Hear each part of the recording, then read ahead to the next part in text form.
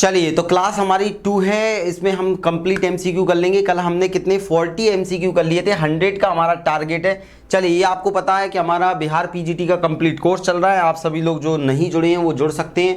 TGT का चल रहा है कंप्लीट साइंस, आप जुड़ जाइए। और ऑल ओवर साइंस में तो आपको सब पता है। चलिए, और संविदा शिक्षक वर्ग चयन परीक्षा वाले विशेष रूप से आप जुड़ जाइए, क्योंकि आपकी कभी भी एग्जाम की डेट और कोर्स सिलेबस सब कुछ घोषित किया जा सकता है। तो लेट्स गेट स्टार्टेड। जिसके बंदूक चल चुकी है और पहला प्रश्न आप लोगों की स्क्रीन पर आ रहा है। आज का 41 40 कल कर लिए थे, सब प्रीवियस ईयर के क्वेश्चन है। निमीलित क्लिस्ट्रोगेमस पुष्प होते हैं, बताइए। हमने क्लिस्ट्रोगेमस पुष्प को किसमें पढ़ा था, ये सब पढ़ाया है मैंने आप लोगों को, बहुत अच्छे से पढ़ाया है। और बस आपको अच्छे से एक एक बार रीडिंग मारते चलना है। चलिए, सभी का आंसर आना चालू हो गया, बहुत बढ़िया बहुत बढ़िया बहुत बढ़िया। तो हमने पढ़ा था भैया ये स्वपरागित, क्योंकि इसमें क्लिस्ट्रोगेमस के अंदर हमने देखा था कि भाई फूल खिलते ही नहीं है। फूल जब खिलेगा ही नहीं तो भाई फट जाते हैं, फटते हैं तो मेल फीमेल अंदर ही रहते हैं, दोनों मिल जाते हैं। मिलने से क्या हो जाता है, फिर सारी प्रक्रिया आपको पता है। नेक्स्ट बताइए, खाद्य गेहूं ट्रिटिकम वल्गेयर का अद्यतन विकास हुआ है। मतलब आप देखते हो कि भैया इसके गेहूं को जो क्रांति लेकर आए, क्रांति वो कौन से किसके कारण आई है?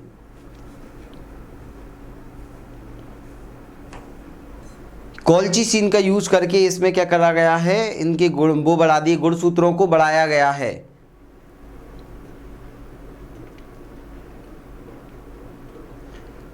चलिए, बहुत बढ़िया आंसर आ चुका है। सबसे पहले ही आ चुका है कुमारी आरती जी का आंसर, सर हेक्साप्लॉइडी। हेक्साप्लॉइडी बोले तो षटगुणिता, याद रखना, डिप्लॉइड मत बोल देना। वहां पर गेहूं के अंदर क्या किया गया है, हाँ हेक्साप्लॉइडी की गई है। मतलब उनके गुणसूत्रों को लगातार बढ़ाया जा रहा है, 6 टाइम तक बढ़ा के उनके अंदर फाइबर की मात्रा बढ़ाई जा रही है, उत्पादन बढ़ाया जा रहा है, अच्छी किस्म को बढ़ाया जा रहा है। तो ये किसके कारण हो पाता है? कॉल्चिसिन के कारण हो पाता है। हेक्साप्लॉइडी के नाम से इसे जाना जाता है।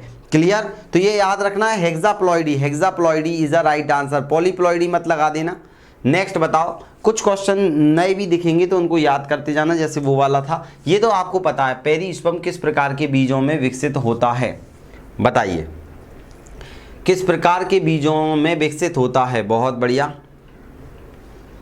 अब आप हल्का सा क्वेश्चन ट्विस्टेड किया गया है पेपर वाले ने, बाकी चीज वही है। हाँ 42। चलिए,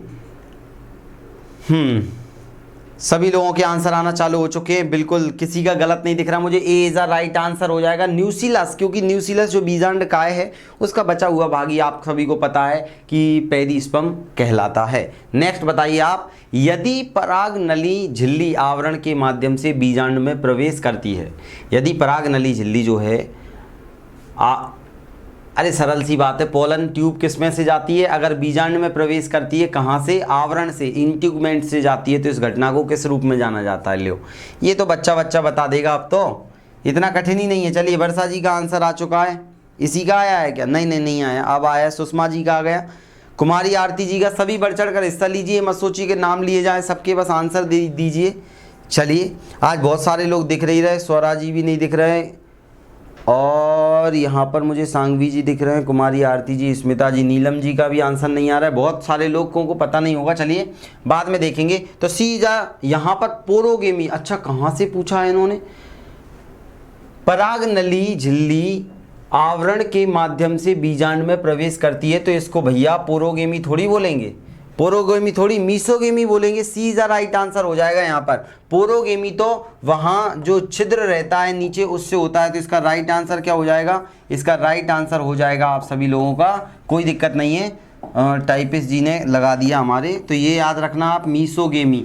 पोरोगेमी कब होता है? जब यहाँ जो आपने देखा है, इस ये वाला भाग आपने देखा है, सभी को पता हुआ है, बना देता हूँ मैं एक बार। ये बीजांड है न्यूसिलस से, मान लो।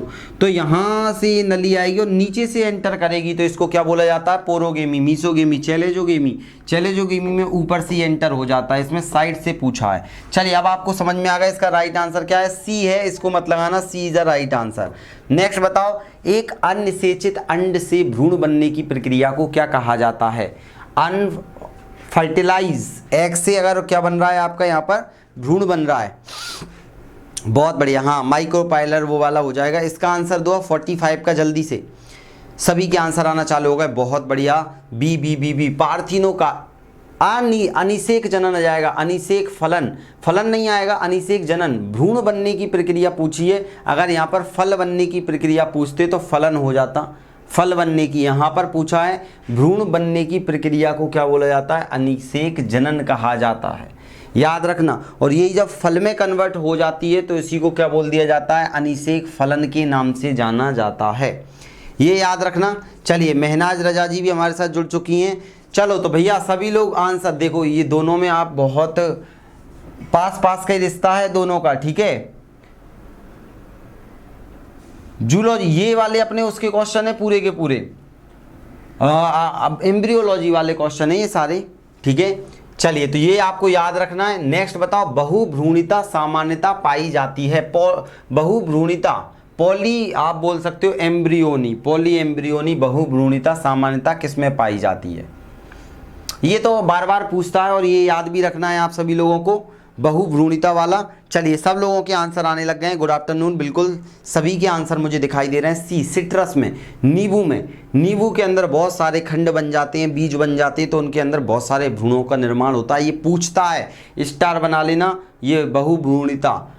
नेक्स्ट बताओ मुझे, घासों में महती पुनर्जनन शक्ति होती है क्योंकि वे घास क्यों ग्रो करते हैं, आप बताइए, पेपर में पूछा गया क्वेश्चन है, टीजीटी पीजीटी बिहार 2006। जल्दी से आंसर दीजिए जितने लोग देख रहे हैं, और पीडीएफ एक बार अच्छे से पढ़ लेना इसकी। चलिए बहुत बढ़िया, सुषमा जी, मेहनाज जी, राम भास्कर जी, सांगवी जी, सबके आंसर मुझे दिखाई दे रहे हैं, बहुत बढ़िया। कुमारी आरती जी, निरंतर चराने वाले, निरंतर चराने वाले क्या हो जाएगा यहाँ पर, जानवर उनको खाते रहते हैं, तो उन्होंने अपने आप को ग्रो करने की उनके अंदर शक्ति आ चुकी है, क्योंकि निरंतर चराने वाले जो रहते हैं जानवर उनको खाते रहते हैं, इसके कारण उनमें क्या हो गई, पुनर्जनन की शक्ति आ चुकी है। ये आपको याद रखना है। कुछ क्वेश्चन मैंने ऐसे भी ऐड करे हैं जो यहीं पर आपको मैं बताता चलूँगा, एक बार जानना जरूरी है बस। पुंजनीय अगुणित पौधे सर्वप्रथम विकसित किए गए थे। पुंजनीय, पुंजनीय का मतलब हमने देखा था इन विट्रो फर्टिलाइजेशन, बाई वो तो आपको पता है नॉर्मली होता है, इन विट्रो। चलिए भैया बहुत बढ़िया, बहुत बढ़िया, ये देखो मज़ा आ गया आंसर देखकर आप सभी लोगों के। सी इज़ द राइट आंसर। भांग धतूरा, काय धतूरा, धतूरा ऐसे गाने वाने आते रहते हैं शंकर जी के, धतूरा कुछ था ऐसा, आपको याद रखना है, पेपर में पूछे तो आप गलत मत करना। चलिए जिनेंद्र कुमार सिंह जी का आंसर भी बिल्कुल राइट था, धतूरा। ये मैंने बहुत अच्छे से बताया था, अगर जो लोग लेट जुड़े हैं, जिन्होंने नहीं पढ़ा, एक बार लेक्चर ज़रूर देखना और वो पीडीएफ ज़रूर पढ़ लेना। चलिए नेक्स्ट बताओ मुझे, हाँ इन विट्रो आ जाएगा, आर्टिफिशियल होता है, कुमारी आरती जी बिल्कुल। पुष्पी पादपों में निषेचन के लिए पुल्लिंग सहभागी का वर्णन किया जाता है। पुष्पी पादपों में बताओ, बहुत बढ़िया प्रश्न है भैया, बहुत ही प्यारा प्रश्न है। सोच समझ के शांति से आराम से आंसर देना, जल्दबाजी में तुम घबरा के आंसर दोगे दिक्कत हो जाएगी। पुष्पी पादपों में निषेचन के लिए पुल्लिंग सहभागी का वर्णन किया जाता है, पुल्लिंग सहभागी का वर्णन पकड़ा जाता है, प्राप्त किया जाता है। चलिए देखते हैं भैया, बहुत सारे लोग जल्दबाजी में गलत सलत आंसर लगा देंगे, इसका थोड़ा सोच समझ के पढ़ के देना था। चलिए इसका राइट आंसर हो जाएगा, देखो यहाँ पूछा है पुल्लिंग सहभागी का वर्णन किया जाता है, पोलन ट्यूब का नहीं पूछा जा रहा, यहाँ पर पोलन ग्रेन का पूछा जा रहा है। तो पोलन ग्रेन, यहाँ पर सहभागी को बोलते हैं पोलन ग्रेन। पोलन ग्रेन कहाँ रुकता है आके, तो याद रखना वर्तिकाग्र की सतह पर रुकता है, वर्तिकाग्र की सतह पर रुकता है, याद रखना। और पोलन ट्यूब को आकर्षित कौन करता है, तो भ्रूण कोश में विद्यमान सहायक कोशिकाएं द्वारा क्या करती हैं, वो पोलन ट्यूब को आकर्षित करती हैं, पराग नली को अपनी ओर आकर्षित करती हैं। और अगर आपसे पूछे, ये इंपॉर्टेंट क्वेश्चन था, आप लोग गलत ना करो इसलिए मैंने इसको हाईलाइट करके आपको बताया है, याद रखना। वर्तिकाग्र पर सबसे पहले चिपकता है, वहाँ से पोलन ट्यूब बनती है, पोलन ट्यूब फिर कहाँ जाती है, सहायक कोशिकाओं के द्वारा एग को फ्यूज करती है, फिर दोहरा निषेचन चलता है, वो स्टेप हम पढ़ चुके हैं। नेक्स्ट बताओ, यदि जौ के मूलाग्र की कोशिकाओं में 14 गुणसूत्र हैं तो निम्न में से 21 गुणसूत्र किस कोशिका में होंगे। बहुत बढ़िया, बहुत बढ़िया। बहुत ही बढ़िया, ठीक है। अति उत्तम, अति उत्तम, बहुत बढ़िया। मुझे लगा था कि गलत सलत करोगे, एक भी गलत नहीं कर रहा, क्या करने वाले हो। चलिए भाई, एप्लीकेशन पर मुझे किसी का भी गलत नहीं दिख रहा है, बहुत बढ़िया। सुषमा जी, सोनी जी, कुमारी, आरती जी, स्मिता जी, देखो पढ़ने के बाद बहुत बढ़िया, आप सभी ने सही लगाए। चलिए जितेंद्र जी, बहुत बढ़िया। B is a right answer. क्यों B is a right answer, कोई बता पाएगा? एक्सप्लेन करो अपने मन के अंदर। तो आप बोलोगे सर ये तो आप कोई भी बता देगा कि भ्रूणपोष की कोशिकाएं क्या होती हैं, 3N होती हैं, क्योंकि त्रिक संलयन यहाँ पर पाया जाता है, आपको पता है। और जो मूल वगैरह है, बाकी सभी चीज़ें हैं, उनमें क्या होता है, 2N होता है। और यहाँ पर 2N का मान दे के रखा है 14, तो N का मान कितना हो जाएगा सर? 14/2 बराबर 7। तो यहाँ पर अब 3 × 7 कर देंगे तो क्या हो जाएगा? 21। तो 21 इसी में तो होगा ना सर। क्लियर? चलिए अब ध्यान देना, सभी लोग बिल्कुल ओके, जुड़ पा रहे हैं और जुड़ भी गए सभी लोग। चलिए अब ध्यान देते हैं, इतना क्लियर हो गया। Next next next. निम्न में से कौन सी फसल सामान्यतः स्वपरागित है? कौन सी स्वपरागित फसल है इनमें से? बताइए। एक स्वपरागित है, बाकी परपरागित है। अब देखो इनमें, इनको मुझे याद नहीं रखना है, याद आपको रखना है। आपको आपका पेपर पास करना है, तो आप जितना रिवीजन करोगे, जितना पढ़ोगे, जितना टारगेट बनाओ। 3 दिन में कंप्लीट कोर्स करना, फिर 1 दिन में कंप्लीट कोर्स करना, 7 दिन में कंप्लीट कोर्स करना, जैसी जिसकी स्थिति वैसी उसको कंप्लीट बार बार करना है, तब सिलेक्शन होगा, ऐसे नहीं। चलिए, निम्न में से कौन सी फसल सामान्यतः स्वपरागित होती है? तो स्वपरागित मूंगफली हो जाएगी, मूंगफली सी, बिल्कुल। वहीं के वहीं उनके बीजों में परागण हो जाता है। बाकी सूरजमुखी में तो होता ही नहीं है, नरमर दूरदार से आते हैं सारे, भांग, कद्दू, इन सभी में परपरागण की स्थिति होती है। आपको ये याद रखना हो, पेपर में पूछा गया है। अब ये नहीं पूछ लेगा वो कुछ भी पूछ सकता है घुमा के। स्वपरागण के लिए निम्न में से कौन प्राकृतिक युक्ति प्रयोग में लाई जाती है? स्वपरागण के लिए निम्न में से कौन प्राकृतिक युक्ति प्रयोग में लाई जाती है? ये भी अच्छा क्वेश्चन है। अब यहाँ पर इसको कहने का मतलब ये लग रहा है मुझे कि किस प्रक्रिया के द्वारा क्या कर दिया जाता है कि हम प्राकृतिक रूप से करा देते हैं ज़बरदस्ती। तो वो अगर देखा जाए तो हमने क्लिस्ट्रोगेमी लग रहा है इसका। देखिए एक बार, क्लिस्ट्रोगेमी बिल्कुल राइट आंसर हो जाएगा।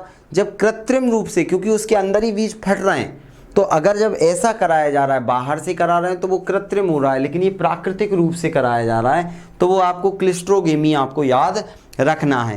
क्लिस्ट्रोगेमी, बिल्कुल बिल्कुल, D D D D D, बहुत बढ़िया बहुत बढ़िया। नेक्स्ट बताओ, कैंथेरोफिली परागण किसके द्वारा होता है? लो आंसर स्मिता जी ने दे दिया। नहीं, ये पुराना वाला है कि नया है? 53 का आंसर चाहिए मुझे।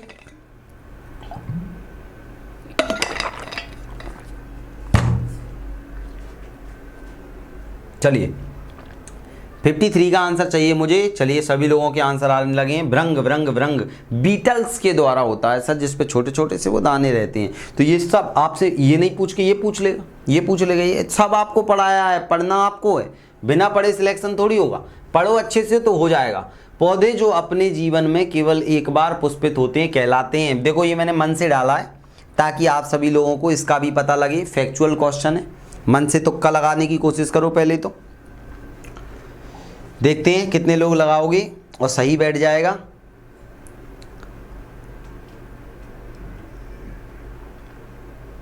समय होता है समाप्त। चलिए सभी लोगों के आंसर आ रहे हैं, देखते हैं भैया। कंप्यूटर जी आंसर बता दो। मोनोकार्पिक, मोनोकार्पिक हो जाएगा, ध्यान सुनना। एपोकार्पिक नहीं, एपोकार्पल तो हमने पढ़ा था यार कि वो अंडा से एक है, तो मोनोकार्पल हो जाएगा।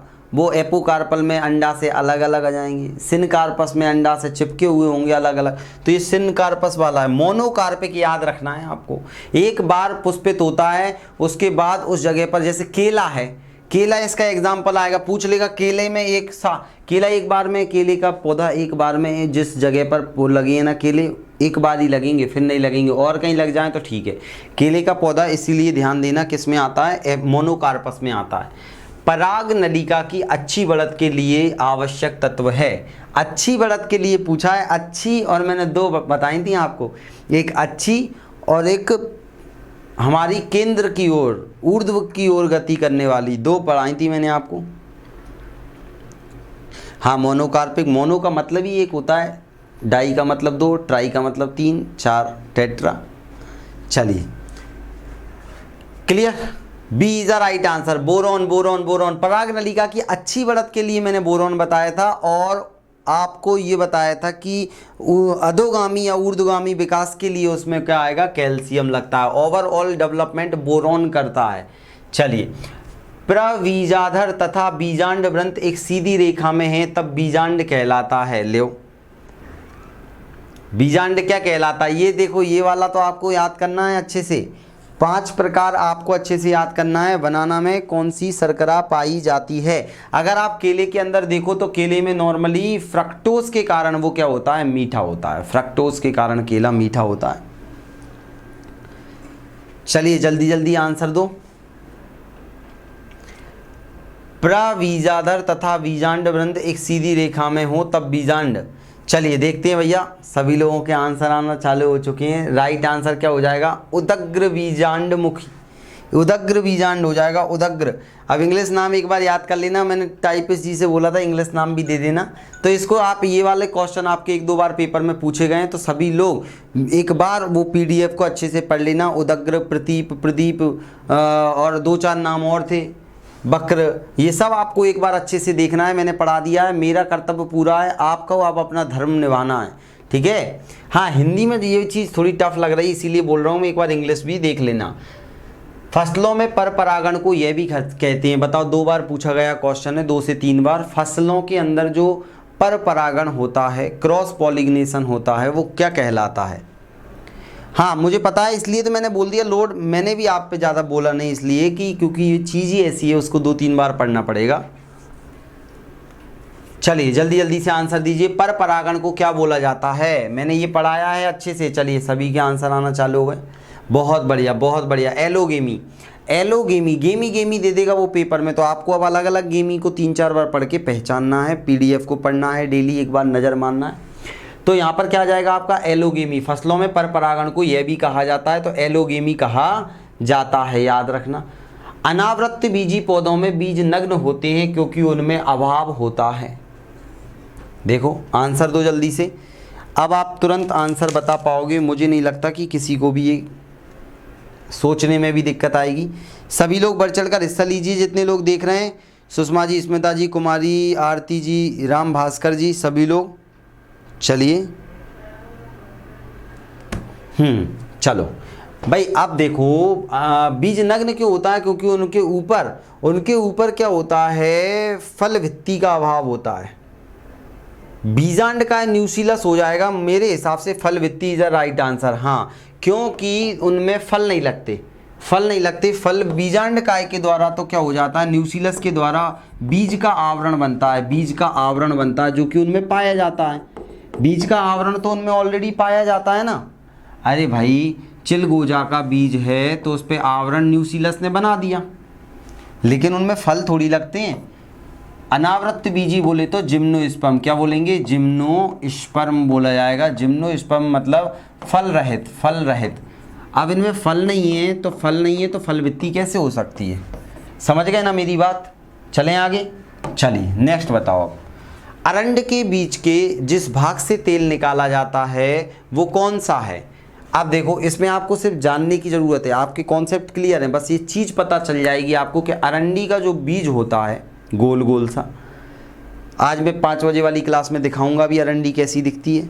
चलिए देखते हैं भाई, सभी लोगों के आंसर आने लगे हैं, बहुत बढ़िया। चलिए सी बिल्कुल राइट आंसर है। भ्रूणपोष, भ्रूणपोष एंडोस्पर्म जो रहता है वो ऑयल में कन्वर्ट हो जाता है, उसमें तेल में कन्वर्ट हो जाता है, जल्दी से तेल निकल जाता है, बहुत बढ़िया। नेक्स्ट बताओ, मोनोस्पोरिक प्रकार का भ्रूणकोष का विकास किसमें होता है। मोनो, इनमें से मोनो कौन सा है। अब तो आपको मोनो, बाई, टेट्रा तीनों याद हो गए ना, मोनो, बाई, टेट्रा। चलिए भैया, जिनेंद्र जी, कुमारी, आरती जी, सांगवी जी, सभी लोग बढ़िया आंसर देने की कोशिश कीजिए। ये चीज़ कठिन नहीं है, मैंने आपको सारी चीज़ पढ़ाई हुई है। एक बार इनको PDF से एक बार पढ़ के दोबारा भी लगा लेना, मैं आज इनके क्वेश्चन आंसर भी दे दूंगा आपको। तो याद रखना मोनोस्पोरिक प्रकार का भ्रूणकोश का विकास होता है पॉलीगोनम के अंदर। पॉलीगोनम, एलियम हमने पढ़ा था, एलियम बाइस्पोरिक था, एलियम एंडमियम, 2, ओइनोथोरा भी इसमें ही आएगा। तो 2 हमने दोनों में पढ़े थे। चलिए नेक्स्ट बताओ मुझे, बीजों में पेरिस्पर्म किस में विकसित होता है? ये तो यार अब मुझे लग रहा है रिपीट हो गया है ये, तो इसका राइट आंसर है न्यूसिलस। न्यूसिलस बोले तो बीजांड काय का बचा हुआ भाग ही क्या करता है? पेरिस्पर्म कहलाता है। ये आपका आप कभी नहीं भूलोगे। जब बीजांड के सिरे में रंध्र के द्वारा पौधे के अंडाशय में बीजांड की पराग ट्यूब प्रवेश करती है तो इसे क्या कहते हैं? ले अब तो ये तो गलत कौन करेगा, मैं देखता हूँ। सिरे में जो रंध्र ऊपर से जा रही है,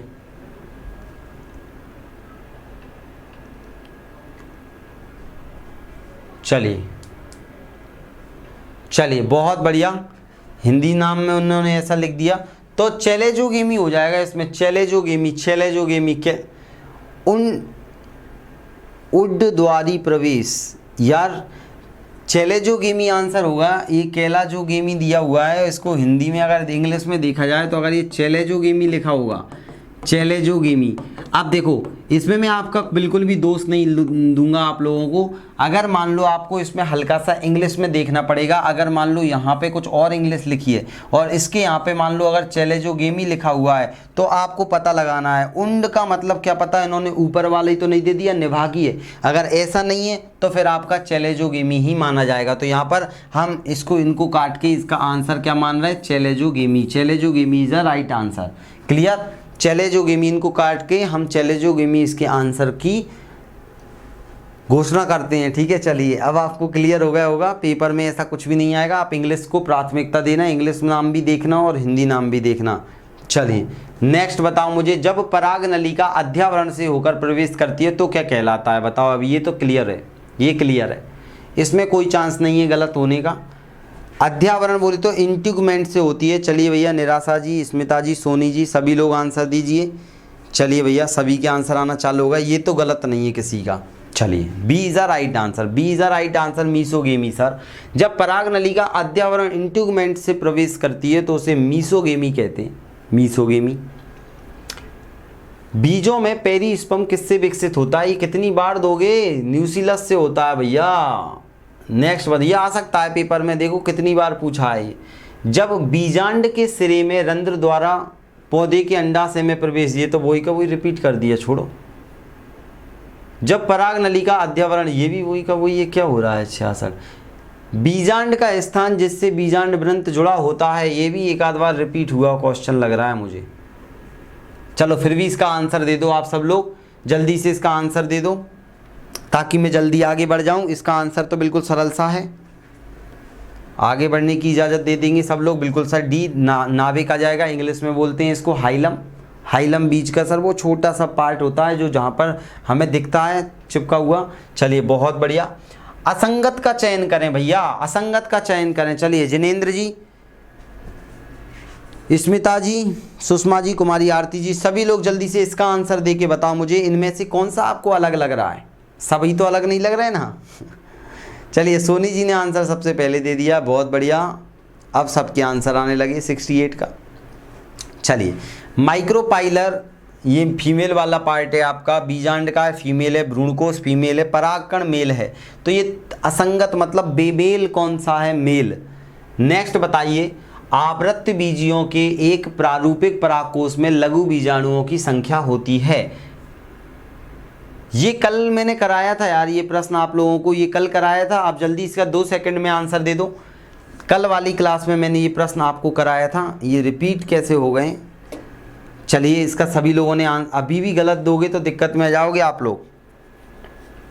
सुषमा सिंह जी का आंसर आ गया, D is the right answer. 4 कल ही तो बताया था, ये तो कल वाला प्रश्न रिपीट हुआ है। मुझे ऐसा लग रहा है कि हमने देखो इस प्रकार से हमने पोलन, इस प्रकार से पोलन वो होता है, इस प्रकार ये लगा होता है और इसको फिर हम 4 भागों में बांट देते हैं। इस प्रकार से 4 भागों में क्या हो जाता है? बट जाता है। इस प्रकार से आप देखोगे 4 भागों में ऐसे बटा रहता है, फिर ऐसे ये लगा रहता है और इसके ऊपर का ढक्कन ये हट जाता है। तो 1 2 3 4 भाग हो जाएंगे।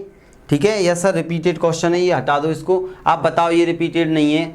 एक ही पुष्प के पराग कोशों से पराग कणों का उसी पुष्प के वर्तिकाग्र पर स्थानांतरण क्या कहलाता है, ये बताओ तुम। तो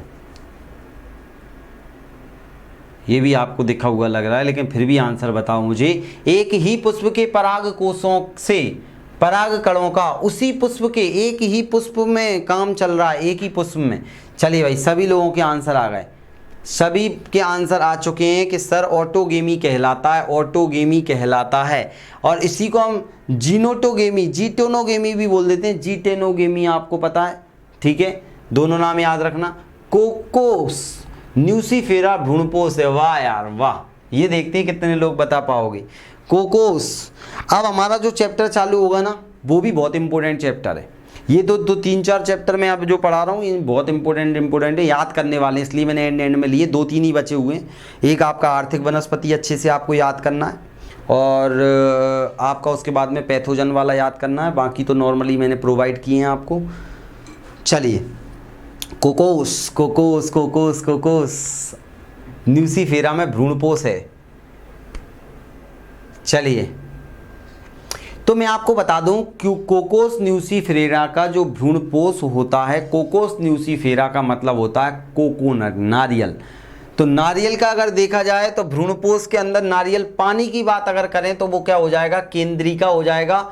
और अगर हम उसके जो सफ़ेद सफ़ेद भाग की बात करें, गिरी की बात करें, वो सेल्यूलर हो जाएगा। तो कोकोस न्यूसीफेरा में भ्रूणपोष कैसा होता है, अगर ऑप्शन में दोनों आता, केंद्रिका और सेल्यूलर, तो हम दोनों लगा देते। लेकिन यहाँ पर कोकोस मतलब यहाँ पर नारियल पानी की बात की जा रही है। इंग्लिश में आपको कोकोनट वाटर लिख के देगा, वो याद रखना। मैंने देखा है ये कोकोनट वाटर में है, तो आपको याद रखना है केंद्रिका। वैसे होता दोनों प्रकार का, ये पढ़ा रखा है मैंने आपको। सबसे कम गुणसूत्र संख्या वाला पौधा कौन सा है, ये फैक्चुअल क्वेश्चन आपको याद करके जाना है। फैक्चुअल है, ये आपको याद करना है। जल्दी से आंसर दीजिए, कितने लोग बता पाओगे फैक्चुअल क्वेश्चन का आंसर। चलिए, ये याद कर लो, अगर आपको पता नहीं है तो इसको याद कर लीजिए। हेप्लोपेपस ग्रेसिलस, हेप्लोपेपस ग्रेसिलस में सबसे कम गुणसूत्र होते हैं, याद रखो। और मैंने एक आध आपको ये पौधा भी बताया था जिसमें सबसे ज़्यादा गुणसूत्र होते हैं, क्या किसी को याद है? सबसे ज़्यादा गुणसूत्र वाला पौधा भी मैंने आपको बताया था। ये सबसे कम गुणसूत्र का याद रखना है, हेप्लो कम ऐसे याद रख लो, हेप्लोपेपस। चलिए, कोई बताएगा सबसे ज़्यादा का? मैंने एक नाम बताया था आपको, अगर पुरानी पीडीएफ आप रिवाइज कर रहे हो, पढ़ रहे हो, तो आपको याद होगा, नहीं तो आज जाके देखना उसे। हेप्लो याद रखना, ये मैं अगली बार पूछूंगा। बीजांड, ओ बहुत बढ़िया, सुषमा जी का आंसर आ गया भैया, ऑफियोग्लोसम, बिल्कुल। चलिए, किसी को तो याद है। बीजांड काय के कुछ अप्रयोगी भाग जो बीज में रह जाते हैं उस, अरे यार ये तो बहुत ही सरल दे दिया, बहुत सरल। इससे सरल तो अब आप लोगों को कुछ नहीं दे सकता पेपर वाला। चलिए भैया, कुमारी आरती जी को भी याद था, 1260 सर टोटल, और इसका आधा कर लो तो जोड़े बन जाएंगे 680। बिल्कुल, 680 के 630, क्या पता, देख लेना एक बार। हाँ 30। चलिए, इसका आंसर दे दो जल्दी से, इतना समय थोड़ी लगेगा इसमें। चलिए, स्मिता जी ने तुरंत आंसर फेंक के मार दिया कि सर लो हटो और जल्दी से आगे बढ़ो। परिभ्रूण डी जा राइट आंसर हो जाएगा सर। इसी को हम क्या बोल देते हैं, पेरिस्पर्म बोल देते हैं। सभी के राइट आंसर आ रहे हैं, पेरिस्पर्म। नेक्स्ट बताओ आप। अनिषेक जनन, अनिषेक जनन एक प्रकार का होता है, अनिषेक जनन एक प्रकार का होता है, क्या होता है? इसका इंग्लिश नाम बता दूंगा ना तो आप तुरंत आंसर दे दोगे, इसलिए हिंदी नाम लिखा हुआ है। इंग्लिश में तो आप तुरंत देख के बता दोगे। तो मैं आपको बता देता हूं, अगर जिसको भी पता नहीं है तो आप ध्यान से सुनना। कोई बताना चाहेगा नहीं ना, तो ये हो जाएगा अपबीजाणुता। हिंदी में पार्थिनोकार्पी को बोला जाता है अपबीजाणुता। अनिषेक जनन एक प्रकार का क्या होता है, अपबीजाणुता होता है। जब भ्रूण का विकास बिना निषेचन का होता है तो उसे अनिषेक जनन बोला जाता है, याद रखना। वो अपबीजाणुता होता है, पार्थिनोकार्पिक। और इससे अनिकेश फल बनता है, जिसे अनिकेश फलन के नाम से हम जानते हैं, याद रखना। अपबीजाणुता, अपबीजाणुता याद रखना, ठीक है। एपोस्पोरी, हाँ इसको एक और देखो, अभी हम आगे देखेंगे। एपोस्पोरी एक और आ जाएगा आपका, 2-3 चीज़ें और नाम आएंगे आपको जो अलग अलग दिखेंगे। एपोस्पोरी का मतलब भी यही हो जाएगा आपका अपबीजाणुता। अब एक बीजाणु, 2-3 मैं बताऊंगा अभी आपको, एपोस्पोरी भी आएगा। एक बीजाणु 4 नाभिकीय भ्रूण थैली होती हैं, एक बीजाणु और 4 नाभिकीय, बहुत बढ़िया। एक बीजाणु मतलब इसमें 4 नाभिकीय भ्रूण थैली होती हैं, मतलब सिर्फ 4 ही होती हैं, 8 नहीं होती हैं, ऐसा कौन सा है? क्या आप क्वेश्चन देखकर आंसर बता पाओगे इसका? चलिए बहुत बढ़िया, चलिए बहुत बढ़िया, बहुत बढ़िया, बहुत शानदार, बहुत शानदार। ओइनोथेरा हमने पढ़ा है, ओइनोथेरा 2 पढ़े थे, पॉलीगोनम और ओइनोथेरा मोनोस्पोरिक थे ये। तो इसके अंतर्गत हमने देखा था कि इसके अंदर 4 गायब हो जाती हैं आपके केंद्रक, तो बचा क्या? 4 केंद्रक बचते हैं, और बीच में जो कोशिका रहती हैं वो 4 रहती हैं, केंद्रक भी इसमें 4 हो जाते हैं। तो 4 आंसर आएगा ओइनोथेरा, क्योंकि बीच वाले 2 ने में से एक बचता है केंद्रक, देख लिया हमने। आवृत्तबीजी पेड़ों में मुक्त नाभिकीय विखंडन उत्पन्न होता है। आवृत्तबीजी मतलब एंजियोस्पर्म विकसित जो पौधे होते हैं, पुष्पीय पौधे होते हैं। बताओ मुझे मुक्त नाभिकीय विखंडन किस में होता है?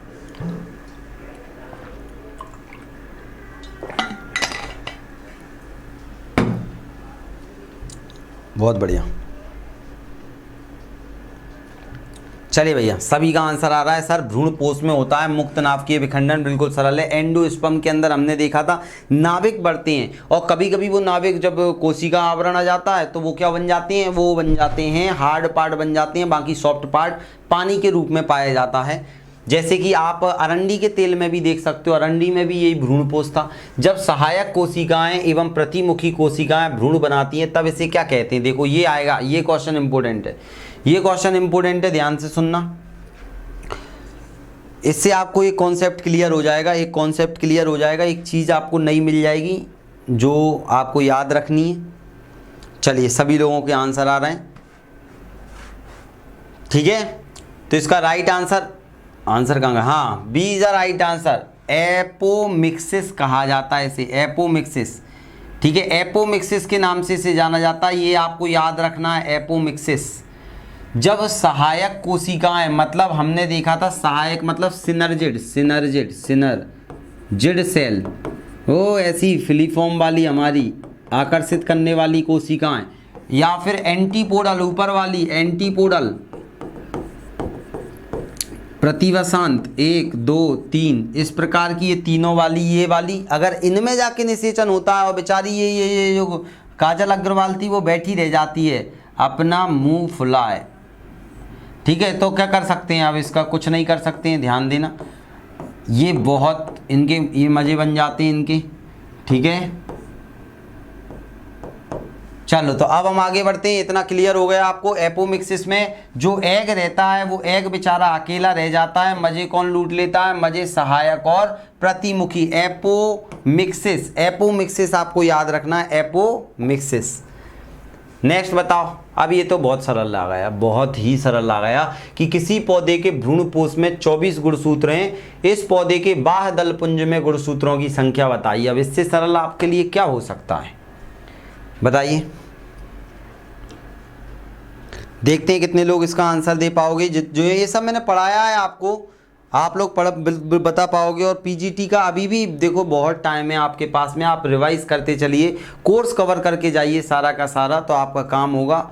जो चीज़ बताई जा रही है उसको पढ़ के जाइए। और जो नए नए लोग जुड़ना चाहते हैं वो लोग अभी भी जुड़ सकते हैं, आप अभी भी पास हो सकते हो, आप अभी भी एक सही दिशा में जा सकते हो अगर आप एप्लीकेशन पे आकर पढ़ते हो। तो मात्र 499 में कंप्लीट कोर्स है, 4.2 में भी काम में आएगा। चलिए आंसर आ रहा है, पहले मैं एक बार सॉल्व करके बता दूं तब हम आंसर देखेंगे। भैया परिभ्रूणपोष का मतलब होता है 3n। 3n बराबर कितना दिया है? 3n बराबर कितना दिया है? 24 दे के रखा है। पूछा क्या है? बाह्य दलपुंज, तो सभी के अंदर बाकी में क्या पाया जाता है? 2n। तो 2n बराबर क्या होगा? तो अपन को n की वैल्यू निकालनी है। n की वैल्यू कितनी आ जाएगी? 24/3।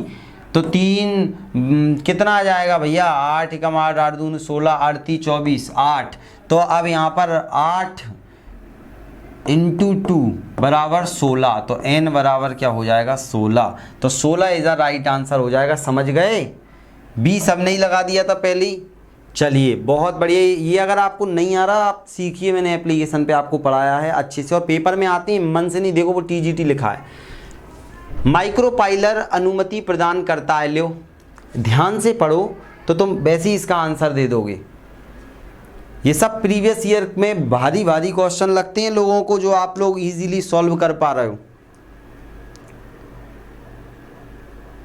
और जैसे ही 3.0 कवर हो जाएगा आपका, उसके बाद मैं 4.0 में इनमें और चीज़ें ऐड करूँगा। मतलब जैसे ही ये होगा ना, अपन और गहराई में फिर आगे बात करेंगे। अभी समय की मांग के अकॉर्डिंग हम इन चीज़ों को कवर कर रहे हैं। ज़्यादा आप लोड भी मत लो, आप जो पढ़ा रहे हैं उतना पढ़ के जाओ। और आगे जो लोग जुड़े हुए हैं वो 4.0 में भी उन्हें बहुत फ़ायदा होने वाला है, आप बिल्कुल टेंशन मत लो। 1 साल तक की वैलिडिटी है। माइक्रोपाइलर अनुमति देता है पराग नली निषेचन के समय बीजाणु में प्रवेश करने की। पराग अंकुरण में छिद्र में उत्पन्न नहीं यही होती है पराग नली। पराग नली को एंटर करा देती है यहाँ पर, तो पराग नली में निषेचन के समय बीजाणु में प्रवेश करने की। पराग नली को बुला लेती है और वो मिल्क किससे जाता है, एग से मिल जाता है।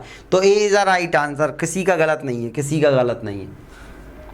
पराग नलिका की ध्रुवीकृत वृद्धि में जिस तत्व के निहित होने की जानकारी है। ले टीजीटी बायोलॉजी 2003, ये मैंने आपको पढ़ाया है बहुत अच्छे से। अब इसको गलत मत करना कोई भी। समय आपका निकलते जा रहा है, समय समाप्त होता है। चलिए okay, D is a right answer. Calcium is a right answer. Boron, boron हमने किस में पढ़ा था? बोरॉन हमने पढ़ रखा था कि भैया ओवरऑल ग्रोथ कर रहा है वो नॉर्मली, और ये कैल्शियम क्या कर रहा है? ध्रुवीकृत वृद्धि करता है। तो कोई दिक्कत वाली बात नहीं, गलत हो गया तो। नेक्स्ट बताओ, मूलाग्र कोशिकाओं में जड़ के जो आगे वाली कोशिकाएं हैं उनमें 42 गुणसूत्र हैं वाले पौधे की एल्यूरोन कोशिकाओं में गुणसूत्रों की संख्या क्या होगी? ये थोड़ा सा डीप क्वेश्चन है। अगर आपने मेरा दूसरी क्लास अच्छे से पढ़ी होगी एम्ब्रियोलॉजी की, तो इसको आप आइडेंटिफाई कर पाओगे और अच्छी आंसर दे पाओगे अच्छी बढ़त के साथ में। बहुत बढ़िया, जल्दी से आंसर दो। मेरी भी इंटरव्यू की डेट आ गई है, अब मैं भी तैयारी करूंगा आज से।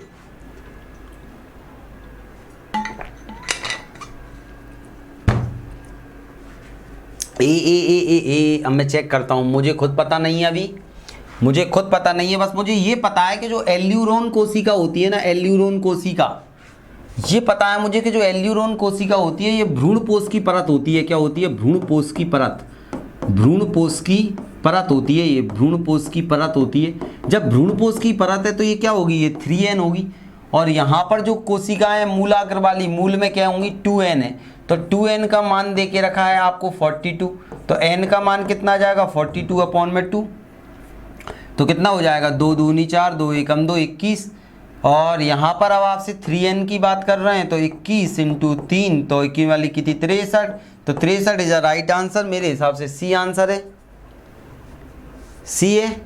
इंटरव्यू मेरा 22 जुलाई से चालू है और 22 से 30 जुलाई तक, 30 जुलाई के बीच में हैं। तो अब मैं तैयारी भी करूंगा, लेकिन आप लोगों को कंप्लीट करा देता हूं। 2-3 चैप्टर और हैं आपके, वो कंप्लीट करा के फिर अपना चलता रहेगा प्रैक्टिस सेशन। तो कोई दिक्कत वाली बात नहीं, आप भी पढ़ोगे मैं भी पढ़ूंगा बढ़िया अच्छे से। क्योंकि इंटरव्यू में सोच रहा हूँ यार, जब एग्ज़ाम निकाला है अच्छे से पढ़ के, तो इंटरव्यू और दे देता हूँ बढ़िया अच्छे से। जो होगा देखी जाएगी, भगवान की कृपा है, बाकी तो अपनी कर्तव्य पूरा कर देते हैं। तो देखो 63 इज अ राइट आंसर।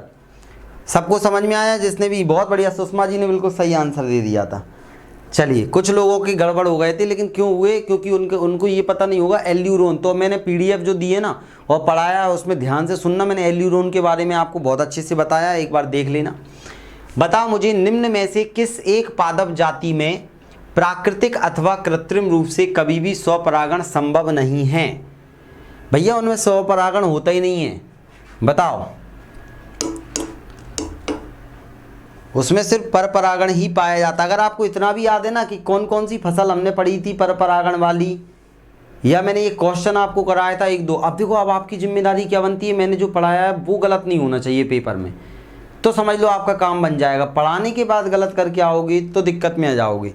चलिए भाई, सभी के आंसर आने लगे, बहुत बढ़िया। तो इसका राइट आंसर हो जाएगा, साइंटिफिक नेम है केराया पपाया, पपीता। पपीता, पपीता में कभी भी स्वपरागण संभव नहीं है। पपीता, पपीता तो सबने खाया होगा, पपीता ना कि बबीता।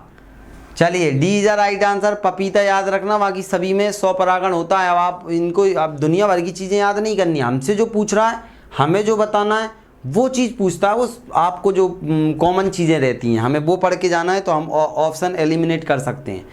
बताओ, यव धान्य के अंकुरण के दौरान अल्फा एमाइलेज एमाइकेज का स्रावण होता है। अल्फा एमाइलेज मतलब एमिकेज का स्रावण होता है। श्रावण की जगह स्त्रावण कर देना, सिक्रीशन बोलते हैं इंग्लिश में। इन्होंने लिसनिंग वाला दे दिया है, वो सिक्रीशन वाला है। चलिए देखते हैं कितने लोगों का आंसर आने वाला है। चलिए भाई, बहुत बढ़िया। ये मैंने पढ़ाया था जब आपको मैंने बताया था यव धान्य का मतलब हमने पढ़ा था जो बार्ले ग्रीन बताया था इंग्लिश में इसका नाम। गांव में आपने देखा भी होगा शायद इसको, बार्ले को। तो इसमें एल्यूरोन परत पाई जाती है और भ्रूणपोष के अंदर ये निकलता है अल्फा एमाइलेज, जो कि बहुत सारे प्रोटीन वगैरह का भी निर्माण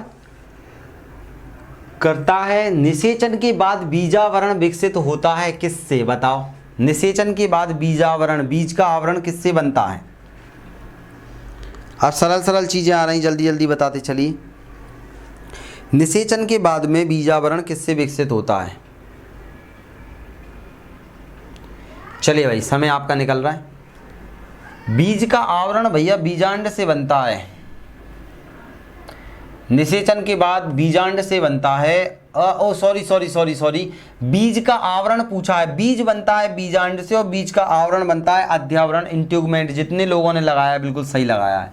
देखो, बीजावरण मतलब बीज का आवरण, बीज का आवरण। यहाँ पर मैंने बीज बता दिया था, यहाँ आवरण पूछा है। तो अध्यावरण बोले तो इंग्लिश में इसको बोलते हैं इंट्यूगमेंट।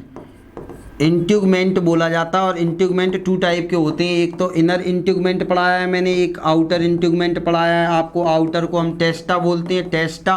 और इनर को हम क्या बोलते हैं? टैगमैन बोलते हैं। टैगमैन के नाम से जानते हैं, याद रखना, ठीक है। ये मैंने आपको पढ़ाया है तो आपको इतना याद रखना है। अध्यावरण के द्वारा होता है तो याद रखना। बीजांड का न्यूसिलस होता है, ये न्यूसिलस होता है इंग्लिश में बोला जाए, याद रखना। चैलेजा पता ही है, निभागीय हिंदी में बोलते हैं।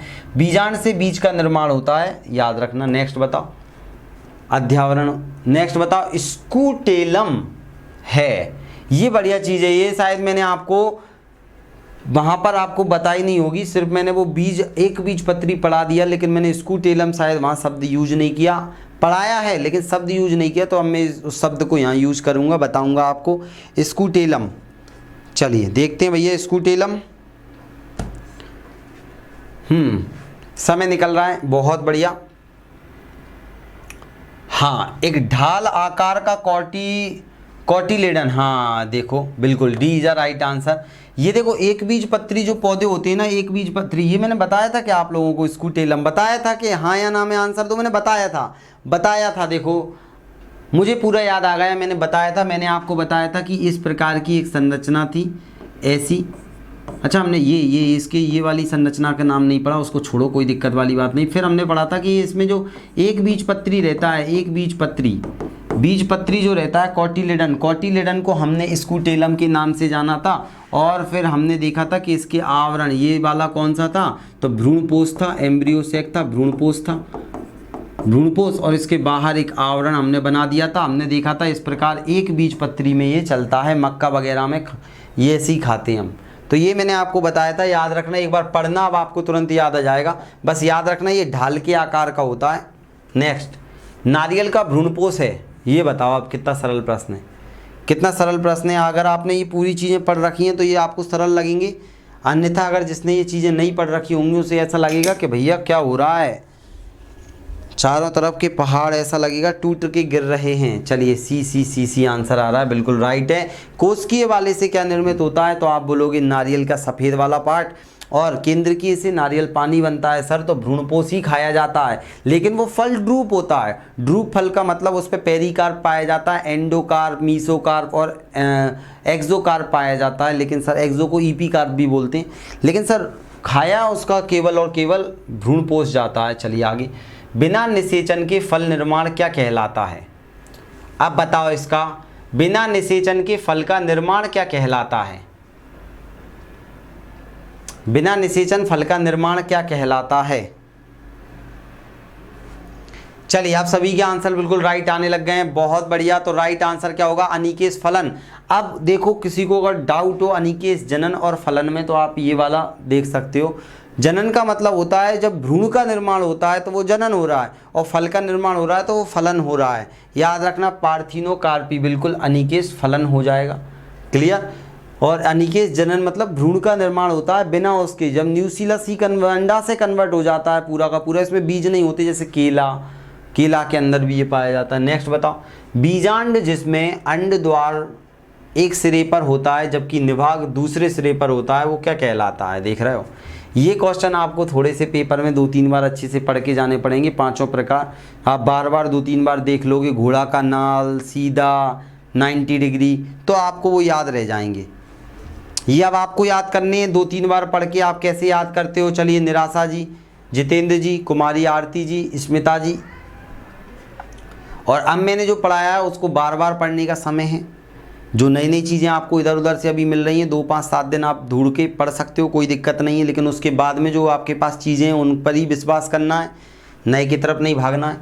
चलिए, तो राइट आंसर क्या हो जाएगा, ऑर्थोट्रोपस। ऑर्थोट्रोपस में याद रखना, नॉर्मली जो हम पढ़ते हैं वो ऑर्थोट्रोपस ही प्रकार का होता है, तो आप ऑर्थोट्रोपस। अब इसको मैं एक बार और दिखा दूंगा एंड में, अभी अपन पूरा कंप्लीट कर देते हैं। आपको याद रखना है, इनको आप 2-3 बार और पढ़ना, तो ये वाले पार्ट आपको अच्छे से चारों तैयार करने हैं। बीजांड में अर्धसूत्री विभाजन कहाँ होता है। बीजांड में अर्धसूत्री विभाजन कहाँ होता है, किस में होता है भैया। बढ़िया। अब इसको थोड़ा सा आंसर आप दे पाओगे, अब मुझे नहीं लगता कि इसमें कोई कठिन लगेगा, क्योंकि हमने इसको भी बहुत अच्छी तरीके से देखा है। बिल्कुल B is the right answer, क्योंकि हमने देखा था मेगा स्पोरेंजियम मदर सेल, पूरा मैंने आपको बहुत अच्छे से बताया, ऐसे ऐसे ऐसे ऐसे। अगर आप एक बार लेक्चर उसको देख भी लोगे तो आपको कभी भी भूल नहीं पाओगे। चलिए, सभी का आ गया। मेगा स्पोरेंजियम मदर सेल बोला जाता है। गुरु बीजाणु मात्र कोशिकाएं 4 बनती हैं, 3 मर जाती हैं, 1 बचती है, 1 से फिर 8 केंद्रक भ्रूणपोष बनता है, सब देखा हमने। बताओ, पॉलीगोनम प्रकार का भ्रूणपोष होता है, भ्रूणकोष होता है। पॉलीगोनम जो भ्रूणकोष हमने देखा है उसमें क्या होता है, देखते हैं कितने लोग आंसर दोगे। अगर इसका आंसर सही आ गया मतलब आप लोग बढ़िया पढ़ रहे हो, कोई दिक्कत नहीं है।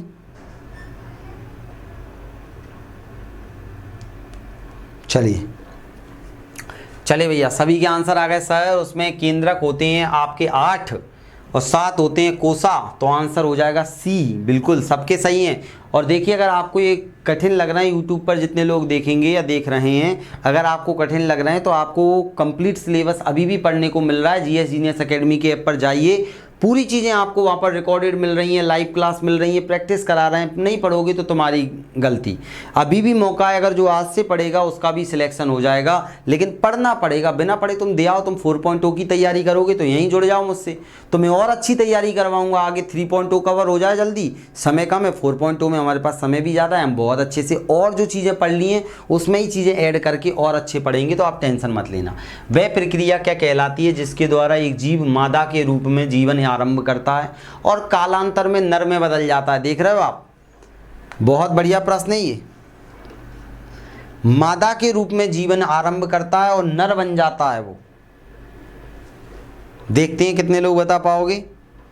और इसका आंसर मैंने पर्यावरण में पढ़ाया था आपको। पर्यावरण देखना, आप पर्यावरण के दूसरा तीसरा लेक्चर देखना, अजैविक घटक के अंदर पढ़ाया था मैंने आपको। पर्यावरण आपके सिलेबस का हिस्सा है।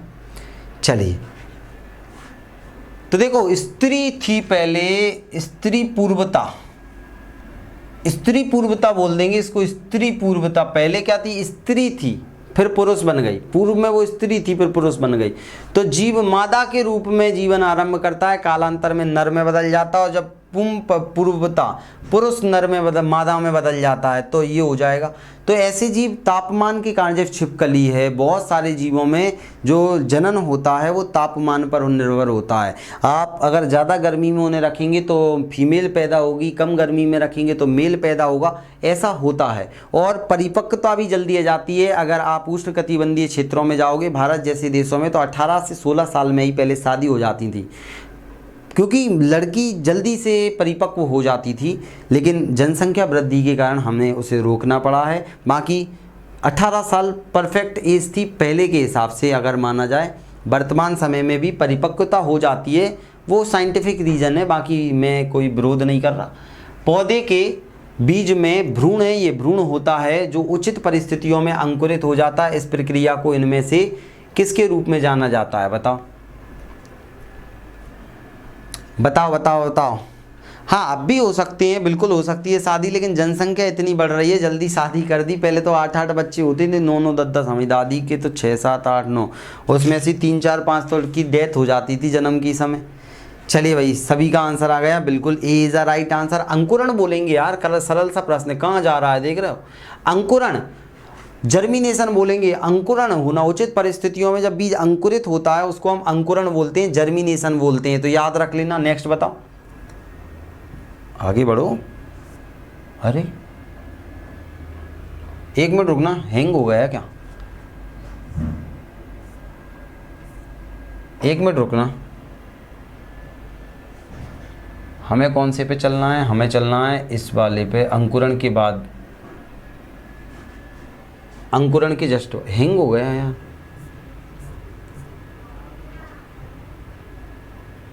1 मिनट रुको बस।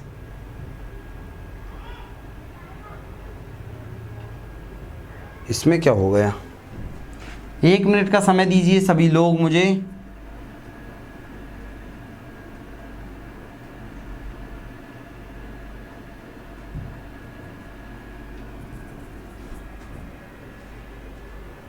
चलिए क्या हो रहा है देख लेते हैं अपन।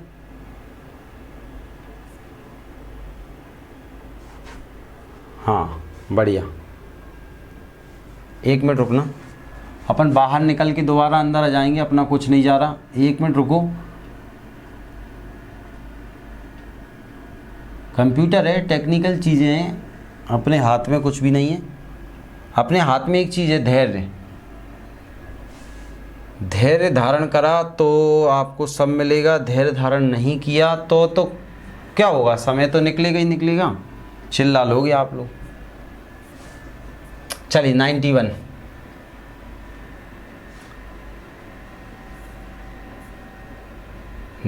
नंबर का चल रहा था हमारा, बहुत नीचे आ गए मतलब अपन,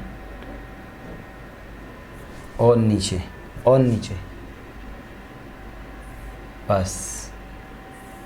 चलिए देखते हैं कितने लोगों का आंसर आने वाला है। 91 का आंसर देखते हैं, अंकुरण हो गया था। नेक्स्ट बताओ, पार्थिनोकार्पी को किसके रूप में परिभाषित किया गया है? बताओ, पार्थिनोकार्पी को किसके रूप में परिभाषित किया गया है? सरल सरल से पढ़ के आंसर दे दो जल्दी जल्दी, समय हो चुका है अपना, जल्दी से आंसर दीजिए सभी लोग। पार्थिनोकार्पी, चलिए सभी के आंसर आ गए डी, निषेचन के बिना फलों का विकास हो जाता है सर, वो पार्थिनोकार्पी कहलाता है। बिल्कुल, निषेचन के साथ नहीं, निषेचन के बिना फलों का निर्माण बिना होता है पार्थिनोकार्पी। पेपर में तुम जल्दबाजी में गलत करके आ गए तो दिक्कत हो जाएगी। लैंगिक प्रजनन के दौरान जब दो अलग अलग जीवाणु कोशिकाएं संयोजित होती हैं तो वे का निर्माण करती हैं।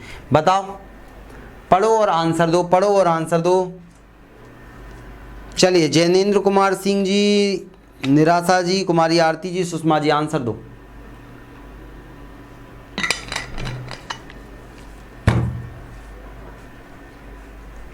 चलिए D D D D D D is a right answer, D is a right answer. इसमें सोचने वाली बात ही नहीं थी, क्योंकि यहाँ पर हमने देखा है कि हमने नॉर्मल पहले ही लेक्चर में पढ़ा था, जब मेल और फीमेल दोनों मिलते हैं तो इससे क्या बनता है? जाइगोट बनता है। क्या बनता है? जाइगोट को युग्मनज के नाम से जाना जाता है। किस प्रकार के प्रजनन से अधिक विविधता उत्पन्न होती है? कौन सा प्रजनन है जिससे बहुत ज़्यादा अलग अलग प्रकार के जीव उत्पन्न हो जाएंगे? समय निकल रहा है आप लोगों का। अलग अलग प्रकार के जीव किसमें पाए जाएंगे? चलिए, ओके, लैंगिक जनन होगा। देखो, लैंगिक जनन होगा तो कोई काला, गोरा, भूरा, नीला, पीला अलग अलग होंगे, एक जैसे हो गए। अगर मान लो अलैंगिक जनन है, मतलब शरीर टूट के अलग हो रहा है या फिर उसमें से ही भाग निकल रहा है, तो वो फिर कोई मतलब नहीं है, एक जैसे ही बनेंगे। तो D is a right answer. Next, फूल के पराग कोश से वर्तिकाग्र तक पराग कणों के स्थानांतरण को क्या कहा जाता है? सरल सरल से प्रश्न है ये तो, बताओ जल्दी से आंसर। वनडे एग्जाम में पूछे गए क्वेश्चन है ये तो। और ये पूछे जाते हैं, तो आप लोगों को ऐसे क्वेश्चन भी रेडी करके जाना है। चलिए भैया, D is the right answer. परागण पॉलिनेशन कहलाता है, पॉलिनेशन कहलाता है, D is the right answer हो जाएगा। नेक्स्ट बताइए, एक पौधे के बीज में आगामी पौधा होता है के रूप में डॉट डॉट डॉट। एक पौधे के बीज में आगामी पौधा होता है, किस रूप में होता है आगामी पौधा, बताओ। आगामी पौधा होता है किस रूप में होता है, बहुत बढ़िया। चलिए ओके, आंसर आना चालू हो गया। देखो, बीज का निर्माण बीजांड से होता है, लेकिन पौधे का निर्माण भ्रूण से होता है। भ्रूण पाया जाता है, वो भ्रूण आगे चल के क्या हो जाता है, इसको भ्रूण पोषण देता है। ये भ्रूण आगे चल के क्या हो जाता है, फिर बीज पत्र में, बीज पत्रों से अलग अलग पार्ट बन जाते हैं। तो याद रखना, भ्रूण में बीजांड से बीज बनता है, बीज में आगामी पौधा होता है। बीज में पूछा है, बीज के अंदर पूछा है, तो बीज में भ्रूण होता है, बीज में भ्रूण होता है। याद रखना, अगर गड़बड़ हो गई पेपर में तो दिक्कत होगी। बीज में भ्रूण होगा, ये पूछा गया प्रश्न है, याद रखना। नेक्स्ट, पराग कण के द्वारा उत्पन्न किए जाते हैं। पराग कण के द्वारा उत्पन्न किए जाते हैं, पराग कण के द्वारा उत्पन्न, देखो देखो देखो, पराग कण डॉट डॉट डॉट के द्वारा उत्पन्न किए जाते हैं। हाँ, चिपक गए हैं क्वेश्चन, थोड़ा सा गैप देना था आगे पराग कण के बाद में। चलिए बहुत बढ़िया। पराग कण आपको पता है एंथर से बनते हैं, एंथर का मतलब हो जाएगा परागकोश। परागकोश से पराग कण बनते हैं, पराग कण पोलन ग्रेन होते हैं। नेक्स्ट बताओ, निम्न में से क्या अंडप में उपस्थित होता है। अंडप में, अब बताओ, पेपर में कोई बताने वाला थोड़ी रहेगा, इसलिए मैं भी नहीं बता रहा आपको, आप तो आंसर दो। अंडप में क्या होता है, जल्दी जल्दी आंसर दो सभी लोग। चलिए, सभी का समय होता है समाप्त। अंडप के अंदर होता है बीजांड। अंडप मतलब ओवरी अंडाशय, अंडाशय के अंदर बीजांड होता है, बीज बनते हैं, उसमें भ्रूण पाया जाता है और भ्रूणपोष पाया जाता है, भ्रूणकोश पाया जाता है, सब चीज़ें पाई जाती हैं। लेकिन ये बाह्यदल पुंज, पंखड़ी, अंकड़ी, ये सब बाहर होते हैं, अंदर नहीं होते। नेक्स्ट बताओ, हवा के पराग कण, हवा के परागण को क्या कहा जाता है। हवा के द्वारा जब परागण होता है तो उसे क्या कहा जाता है, जल्दी से बताइए सभी लोग। देखते हैं कितने लोगों का आंसर आएगा।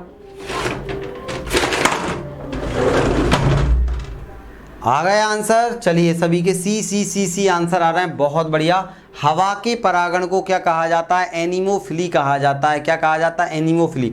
बाकी फिली आपको पूरा चार्ट बना के बताया गया था पूरा, तो आप लोग एक बार उसको रिवाइज कर लेना। लास्ट प्रश्न बताओ, क्रॉस परागण के लिए निम्न में से कौन सा परागण के कारक नहीं है। क्रॉस पॉलिनेशन मतलब पर परागण किसके द्वारा नहीं होता है, ये बताइए मुझे। सोच समझ के आंसर देना, सरल सा प्रश्न आपकी स्क्रीन पर है। पर परागण किसके द्वारा नहीं होता है। चलिए भाई, सभी लोगों का आंसर आ गया। सर, पौधों के द्वारा स्वपरागण हो सकता है वहीं के वहीं, लेकिन पर परागण तो इनके द्वारा होता है, और इनके द्वारा अलग अलग प्रकार का होता है। हाइड्रोफिली, एनीमोफिली, जूफिली, कैंथोफिली, हम सारे फिली पढ़ चुके हैं दोस्त। तो उम्मीद है इतना सभी को क्लियर हो गया होगा। और हमारा पीजीटी बॉटनी का कंप्लीट कोर्स चल रहा है। अगर आप आज भी पढ़ते हैं, अभी से पढ़ते हैं, तो आपको कंप्लीट सिलेबस मिल रहा है, तब जाके आप पूरे क्वेश्चन सॉल्व कर पाएंगे। और हमसे जुड़ने के लिए आप सभी लोग हमारे एप्लीकेशन को, जीएस जीनियस अकेडमी के एप्लीकेशन को डाउनलोड करें प्ले स्टोर से, और लाइक करें सेशन को, अच्छा लगे तो। और पास होना है तो जुड़िए, 1 साल की वैलिडिटी है, आपको आगे फ़ायदा मिलेगा 4.0 में भी। जय हिंद, वंदे मातरम।